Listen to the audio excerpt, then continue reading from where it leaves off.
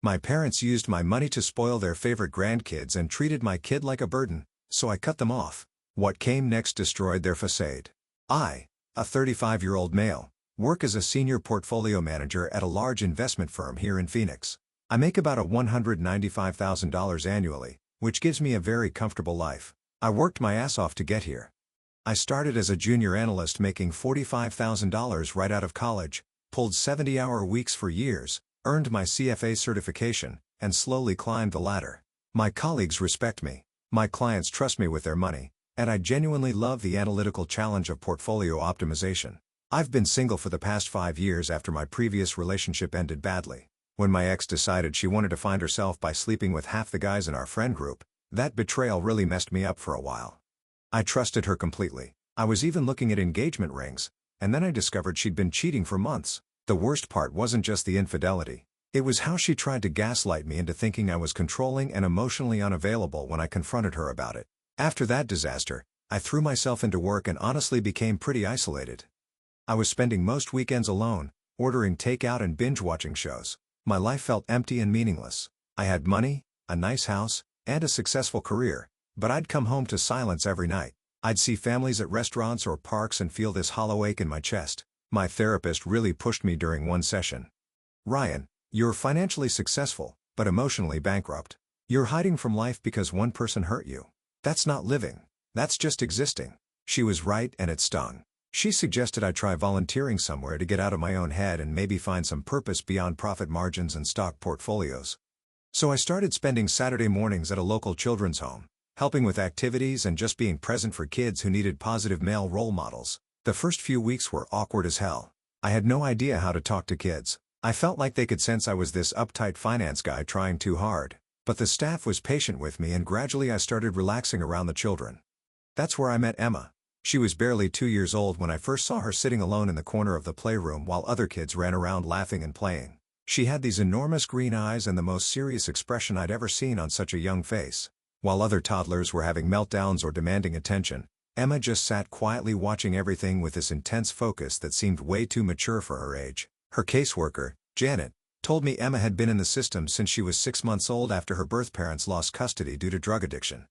"She's been through 4 different foster homes," Janet explained. "She's not a problem child or anything. She's actually remarkably well behaved, but she's so quiet and withdrawn that families tend to overlook her for more outgoing kids. No relatives wanted to take her in. Her maternal grandmother said she was too old to start over with a baby, and her father's family wanted nothing to do with her. Something about this tiny girl just grabbed my heart and wouldn't let go. She was so quiet and careful, like she was afraid of taking up too much space in the world. I started requesting to work specifically with the younger kids just so I could spend time with her. Over the months, she slowly started warming up to me. I remember the exact moment she first smiled at me. I was reading Goodnight Moon to a group of toddlers, and Emma had positioned herself just close enough to hear, but far enough away to escape if needed.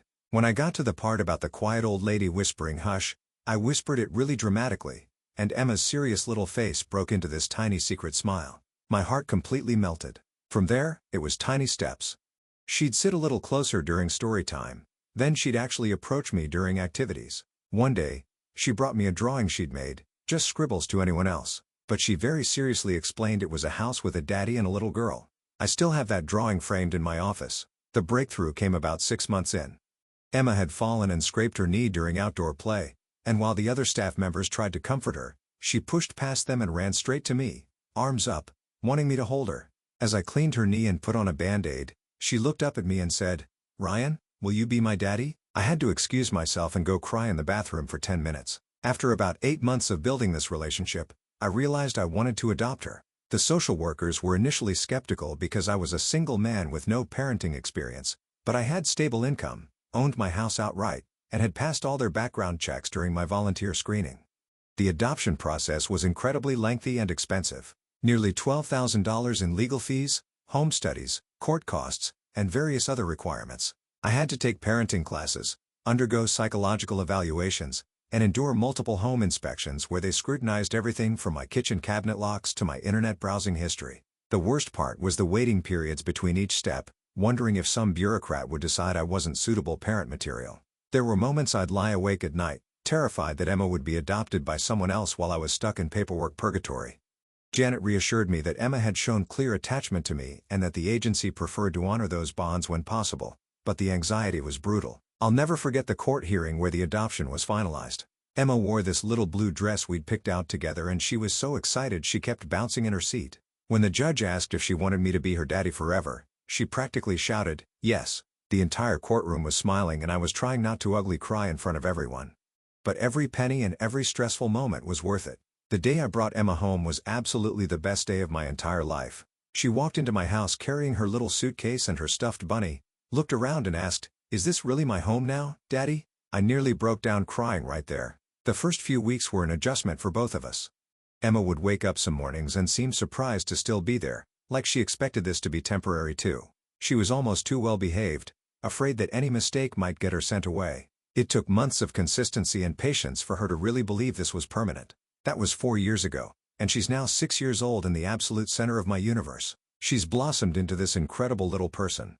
Curious, kind, funny in ways that catch me off guard. She loves art projects, gets excited about nature documentaries, and has strong opinions about which breakfast cereals are acceptable. Apparently, Lucky Charms are too sugary, but Fruit Loops are perfectly balanced. Watching her grow and discover herself has been the greatest privilege of my life. Now here's where I need to explain my family situation because it's important context for everything that happened later. My parents, Robert and Linda, are basically professional moochers who have spent most of their adult lives looking for easy money instead of actually working for it. Dad used to work in car sales, but got fired from multiple dealerships for being lazy and unreliable. He'd show up late, leave early, and then act shocked when customers complained about his lack of follow-through. Mom worked part-time as a receptionist at various offices, but would quit whenever she decided the job was beneath her standards. I have vivid memories from childhood of them constantly scheming for their next windfall. Dad would spend hours researching get-rich-quick schemes, pyramid schemes, cryptocurrency investments, and real estate flipping programs he saw on late-night TV.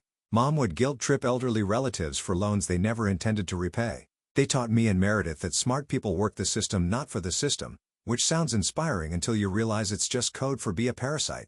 They've been living off unemployment benefits, occasional inheritance money from relatives, and constant handouts from family members for years. They live way beyond their means, always buying expensive things they can't afford, and then crying poverty when the bills come due.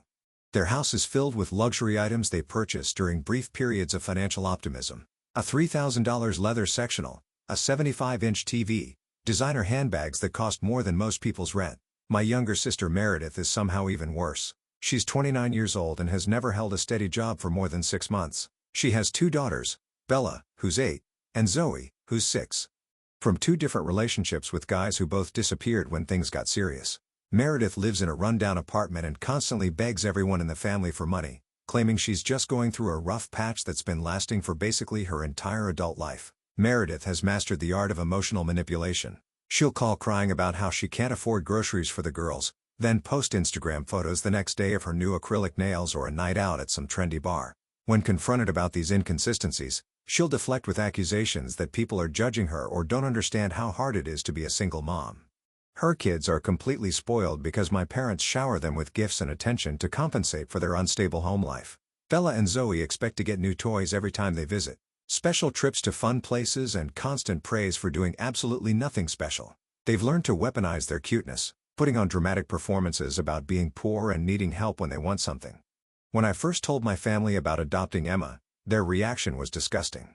Why would you waste your money on someone else's problem child when you could find a nice woman and have your own kids? My mother said right in front of Emma, during one of our first family visits. My dad was even more blunt. "She's not really your daughter, Ryan. It's not the same as having your own blood." I'll never forget Emma's face during that first family dinner. She was 3 years old, excited to meet her new grandparents wearing a little yellow dress she'd picked out specifically for the occasion. She'd practiced saying, "Hi Grandma, hi Grandpa" in the car on the way over, but they barely acknowledged her existence, responding to her enthusiastic greeting with dismissive nods before immediately asking me about my plans for finding a real family. The favoritism was immediate and cruel. During that same visit, Bella and Zoe arrived and were greeted with squeals of excitement, hugs, kisses, and immediate presence. Emma watched from the corner clutching my hand as her cousins got showered with affection while she was completely ignored. When she tried to join in their play, Bella actually said, "You can't play with us." Grandma said, "You're not really family." But here's the thing that really gets me angry. Once they realized how much money I was making and how financially stable I was, suddenly they became very interested in maintaining a close relationship with me.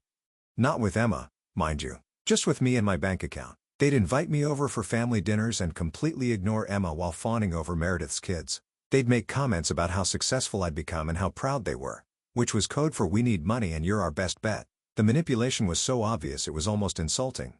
My mother would call and start conversations with, "Oh, I was just thinking about what a wonderful provider you've become," before launching into some financial crisis. Dad would corner me at family gatherings to ask detailed questions about my salary and investment portfolio, all while Emma sat alone at the kids' table being ignored by her cousins. They guilt-tripped me about family loyalty while treating my daughter like she was invisible. "Family takes care of family" became my mother's favorite phrase, usually delivered while Emma was within earshot. The message was clear. I was family and had obligations, but Emma was just some outsider who happened to live with me. When I'd bring Emma to family gatherings, she'd try so hard to get their attention and approval, but they'd barely acknowledge her existence. She'd draw them pictures that they glance at and set aside. She'd try to help in the kitchen only to be told she was in the way. She'd attempt to join conversations only to have them talk over her like she wasn't there. I watched my bright, confident daughter slowly become more subdued and anxious around my family. She'd prepare for visits by asking what she could do to make them like her more.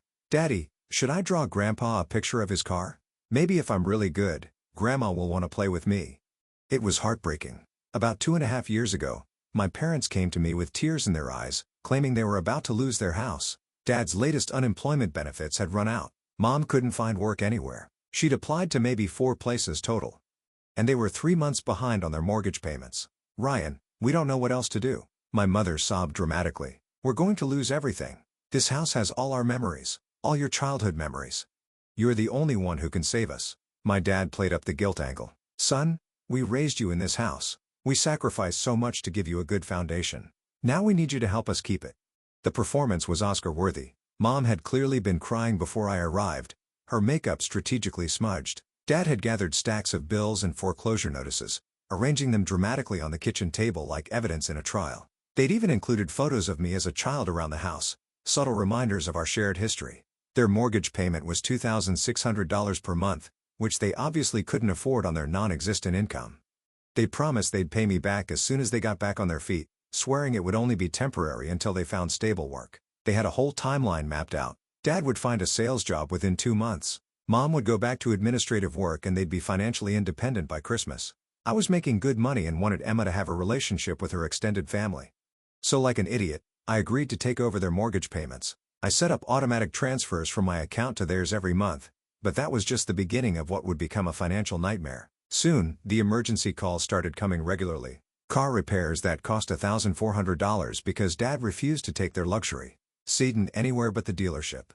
Medical bills for $950 for Mom's specialist appointments that turned out to be cosmetic procedures. Home repairs that somehow cost $2,200 because they hired the most expensive contractors instead of shopping around Meredith. Rent when she got evicted, which was $1,650 plus a security deposit for her new place. Then there were the grocery bills because they were struggling to eat, which somehow cost $600 per month. When I offered to take them shopping at Walmart, they were offended.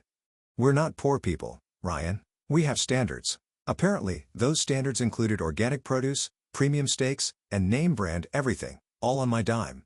I was basically supporting 3 households on my salary, shelling out nearly $7,500 monthly to keep my family afloat. That's $90,000 per year of my post-tax income going to people who showed zero gratitude and treated my daughter like garbage. Did they show any gratitude? Absolutely not. The handouts became expected like I owed them this money. They'd call me demanding cash like it was my obligation. "Ryan, we need $700 for groceries and gas this month." Not asking politely, but telling me like it was a given. There was never any acknowledgement that I was sacrificing my own financial security for their comfort. The absolute worst part was discovering what they were spending the money on. While crying poverty to me, they were taking Bella and Zoe on expensive outings. Six Flags trips that cost $200 plus. Shopping sprees at Target where they'd buy $500 worth of toys, meals at restaurants that cost more than what I'd spend feeding Emma and myself for a week. When I questioned these expenses, my mother would get defensive. "Those girls deserve nice things. They're going through a hard time with Meredith's situation. We're just trying to give them some stability and happiness." Meanwhile, Emma would watch these adventures through their social media posts, wondering why she never got invited to be part of the stability and happiness. Meanwhile, Every time I brought Emma to family gatherings, the favoritism was disgusting to watch. Bella and Zoe would get brand new toys every single visit. Expensive stuff my parents definitely couldn't afford, but were buying with money I gave them. We're talking $50 Barbie play sets, $80 Lego sets, American Girl doll accessories that cost more than my monthly grocery budget. They take the girls on special outings to amusement parks, movies, restaurants, always excluding Emma. I remember one particularly awful Christmas morning when Emma was 4. She'd been so excited about spending the holiday with her grandparents and cousins, talking about it for weeks. She'd made handmade gifts for everyone, painted rocks for my parents, friendship bracelets for Bella and Zoe. She carefully wrapped them in tissue paper and put them under the tree. Bella and Zoe each received piles of presents, tablets, expensive clothes, jewelry, games, toys. The scene looked like a toy store had exploded. Emma sat there with her one small gift, a generic coloring book and crayons that were clearly an afterthought, watching her cousins tear through wrapping paper while squealing with excitement. When Emma tried to join in their activities or play with the toys they bought for her cousins, my parents would make comments like, "Be very careful with that. It's not yours, or those are special toys for special girls." Emma would sit there watching her cousins get all this attention and love while being completely ignored. The comments became increasingly pointed over time. "Well, some children appreciate what they're given," my mother would say when Emma expressed any disappointment. "Some children understand that treats are earned, not expected." The implication was clear. Emma hadn't earned the same treatment because she wasn't really family. When Emma tried to show them her artwork from school, they'd barely glance at it. But when Bella or Zoe brought home any scrap of paper with crayon marks, it would get enthusiastic praise and prominent display on the refrigerator. Emma started keeping her art projects to herself after a while, showing them only to me. The worst part was the constant comments about her adoption status. "Well, it's different with real family," they'd say right in front of her, or "blood relatives have a special connection that can't be replicated." Emma was too young to fully understand what they meant, but I could see it hurt her feelings and made her try even harder to win their approval. One day, Emma asked me, "Daddy, what does real family mean? Grandma says Bella and Zoe are real family, but I'm not. Does that mean I'm fake?" I had to explain that some people have small hearts and don't understand that families are made by love, not just DNA. But it killed me that she even had to ask that question. The emotional damage was becoming obvious. Emma, who had been gaining confidence and personality since I adopted her, started becoming withdrawn and anxious before family visits. She'd spend hours getting ready, trying to pick the perfect outfit to win their approval. She'd practice conversation topics in the car, hoping to find something that would make them pay attention to her. After visits, she'd be quiet and sad for days. She'd ask questions like, "Why don't they like me? And what can I do to make them love me?" It was heartbreaking to watch this confident, creative child blame herself for other people's cruelty. 3 months ago, I had an absolutely crucial day at work. We were finalizing a major client portfolio restructuring that could potentially lead to a promotion and significant bonus. This wasn't just any client. We were talking about a $200 million portfolio for a tech company going public, and I'd been working on this account for 8 months.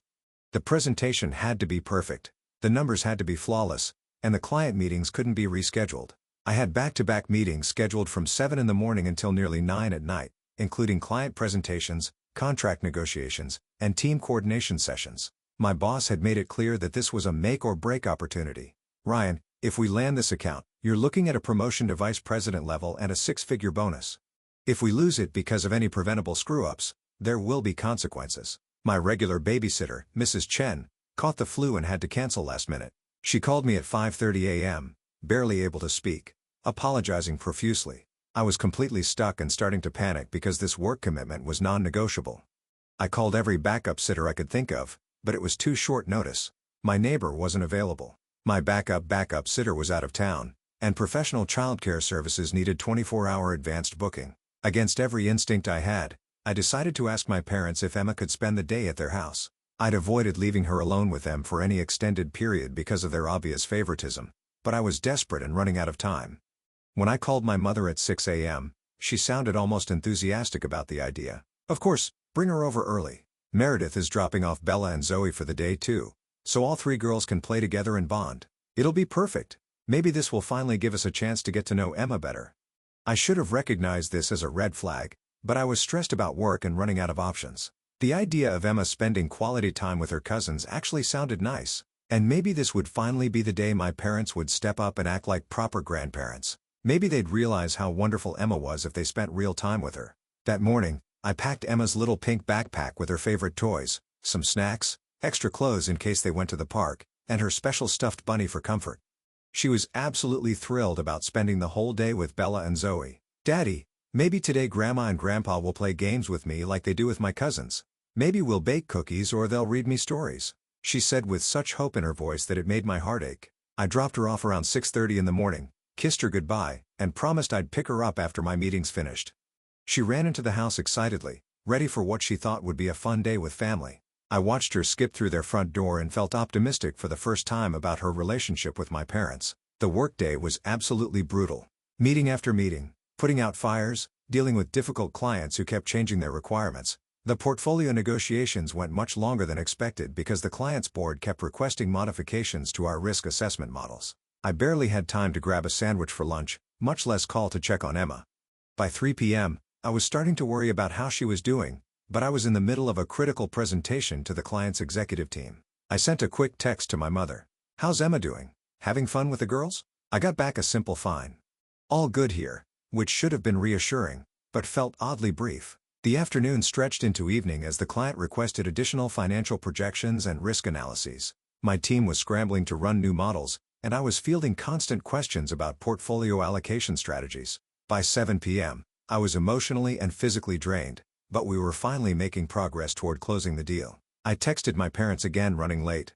"We'll pick up Emma by 9. Hope she's not too tired." This time, I got no response, which was unusual, but I figured they were probably busy with bedtime routines. When we finally wrapped up around 8:45 p.m., it was with a tentative handshake deal worth millions to our firm. My boss clapped me on the shoulder and said, "Outstanding work today, Ryan.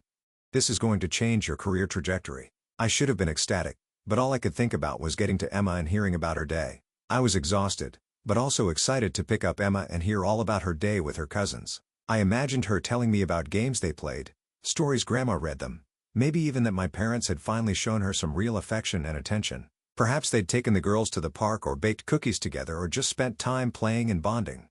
When I pulled into my parents' driveway around 9:15 p.m., I could hear voices coming from inside the house through the front windows. They sounded loud and angry, which seemed weird for what should have been a quiet evening with tired kids. The lights were all on, which was also strange since it was well past the girls' usual bedtime. I walked up to the front door and could hear my mother's voice clearly, angrier than I'd ever heard her before in my life. "Wash those dishes properly.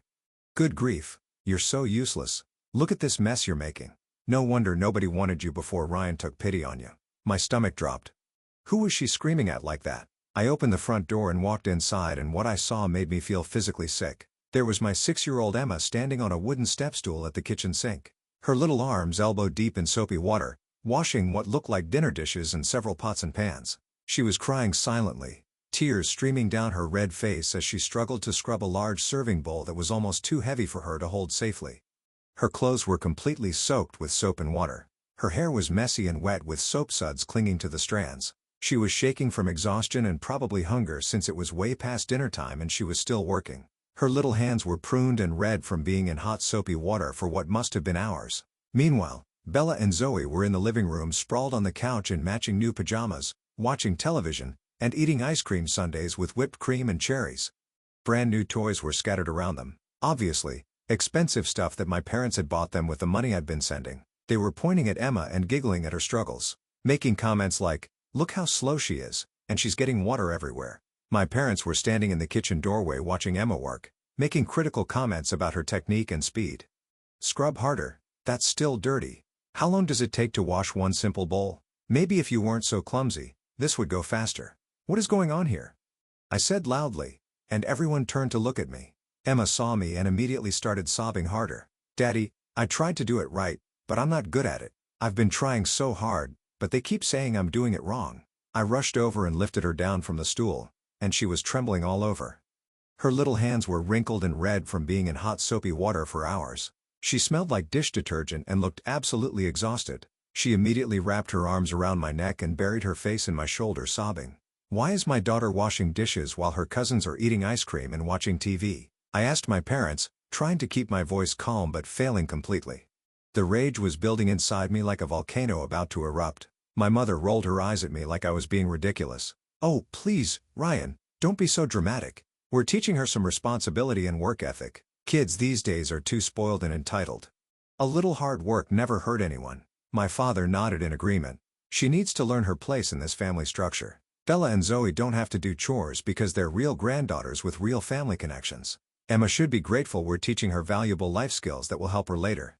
Real granddaughters? There it was, finally said out loud after 4 years of subtle hints and implications. Emma wasn't really family to them. She was just some charity case I'd forced them to tolerate, and they thought she should be grateful for any attention at all, even if that attention was being treated like household help. Her place? I repeated, feeling rage building up inside me like nothing I'd ever experienced. She's 6 years old. Her place is playing with toys and being a kid, not scrubbing dishes while you spoil Meredith's children. My mother got defensive and started making excuses. Don't make this into something it's not, Ryan. We fed her lunch and she was playing earlier. We just asked her to help clean up after dinner. It's perfectly reasonable to expect children to clean up after themselves. That was complete garbage and everyone knew it. Emma is the most careful, neat child in the world. She never makes messes because she's always trying so hard to be perfect and not cause any trouble. But even if she had made a mess, making a 6-year-old wash a sink full of dishes while the other kids get treats and entertainment is just cruel. You know what? I said, grabbing Emma's backpack from the counter. You're absolutely right. She doesn't belong here because she deserves so much better than this treatment. My father actually had the nerve to say, well, maybe you should have thought about that before forcing someone else's unwanted child into our family dynamic. That was the final straw. I picked up Emma, grabbed her things and headed for the door. As I was leaving, I turned back and said, don't ever contact me again. We're done. The drive home was heartbreaking. Emma was quiet for most of the trip, just staring out the window with this lost, confused expression. Finally, she asked in her small voice, Daddy, why don't Grandma and Grandpa love me like they love Bella and Zoe? What did I do wrong? How do you explain to a 6-year-old that some people are just small-minded and cruel? How do you tell your daughter that the people who should love her unconditionally have decided she's not worth their affection because she doesn't share their DNA? You didn't do anything wrong, sweetheart, I told her. Some people just don't know how to see how special and wonderful you are. But I love you more than anything in the whole world, and that's what really matters. That night after putting Emma to bed, I sat in my home office and made a decision that would change everything. I wasn't going to continue financially supporting people who treated my daughter like she was worthless. If they couldn't love Emma, they didn't deserve anything from me. The next morning, I called my bank and canceled all automatic transfers to my parents' account. I also called my credit card company and canceled the emergency card I'd given them for unexpected expenses. Then, I called the joint account I'd set up for their monthly allowances and closed it completely. I didn't warn them or give them notice. I wanted them to discover the cutoff on their own and really feel the impact of losing their financial safety net. It took exactly 4 months for the first panicked phone call. My father called me in a complete frenzy because the bank had sent them a formal foreclosure notice after several missed mortgage payments. Ryan, there's been some kind of mistake with the mortgage payment. It didn't go through for months and the bank is starting foreclosure proceedings. That's not a mistake, I said calmly. I canceled all the payments. You're completely on your own now. Dead silence on the phone. Then my mother grabbed it and started crying hysterically. Ryan, you cannot do this to us. We'll lose our house. We have nowhere else to go. You're our son. I was your son, I replied. But you made it clear that Emma isn't your granddaughter. So that means I'm not your son either. They tried every manipulation tactic they could think of. Guilt trips about family loyalty and obligation. Sob stories about becoming homeless elderly people. Promises that they'd treat Emma better if I just give them another chance. I didn't believe any of it. If you cared about family, I told them, you would have treated my daughter like she belonged. Instead, you used her as free labor while spoiling Meredith's kids with money I earned. Within a week, Meredith called me, absolutely furious. How could you do this to Mom and Dad? They're going to lose everything. They're your parents. How can you be so heartless over something so stupid? Stupid. I said, they had my daughter doing dishes while your kids ate ice cream and got new toys. If you think that's acceptable, then you help them. Of course, Meredith couldn't help because she was broke too and had been relying on handouts from our parents, which were funded entirely by my money. About 6 months after I cut them off, the inevitable happened.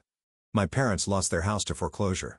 The bank auctioned it off and they had to move into a tiny rundown apartment in the worst part of town. My mother had to get a job working overnight shifts at a convenience store, dealing with difficult customers and cleaning bathrooms for $12 an hour. My father started delivering food for various apps, working 12-hour days just to make ends meet. The irony was delicious.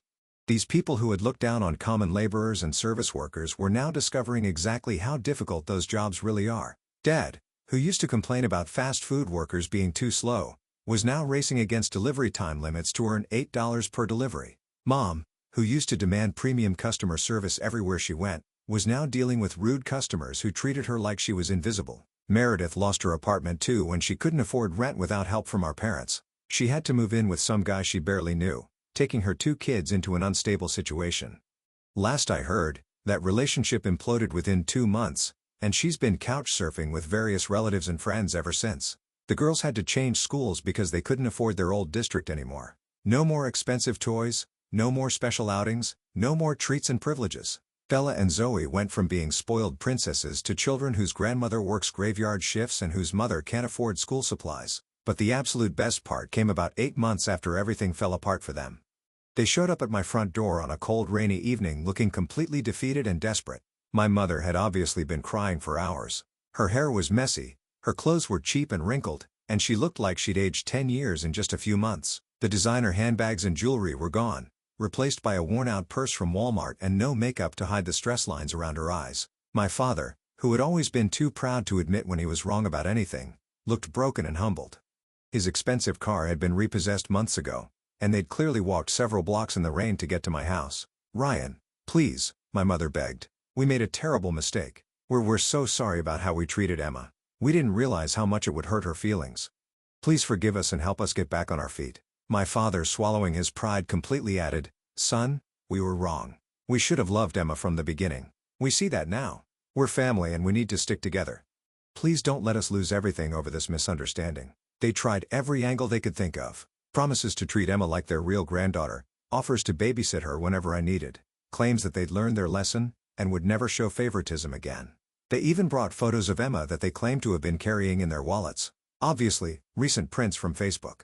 I looked at them standing there in their cheap clothes, begging me for money after years of treating my daughter like trash, and felt absolutely nothing. No guilt, no sympathy, no family obligation, nothing. "You had 4 years to love my daughter," I said quietly. "Instead, you used me for money while making her feel worthless. Now you've lost everything, and suddenly you want to be a loving family. Sorry, but it's too late. Please," my mother sobbed. "We'll do anything. We'll make it up to Emma. We'll be the grandparents she deserves. Just please help us." "Here's the thing," I told them. "You showed me exactly who you really are. You're not good people who made a mistake. You're selfish, cruel people who only care about others when you need something from them. I don't want people like that in Emma's life." My father tried one last desperate appeal to my emotions. "Ryan, we're your parents. We raised you. We taught you right from wrong. Don't let us become homeless over this. What would people think? What would people think?" I repeated. "You mean the same people who might find out that you made a 6-year-old do hours of manual labor while spoiling your other grandchildren? I think they'd understand my decision perfectly." I watched my sobbing parents stumble to their beat-up car in the rain, completely defeated. It was the most satisfying sight in years. Emma is thriving without their toxic influence. She's confident, talented at painting and piano, has real friends, and we've built beautiful traditions.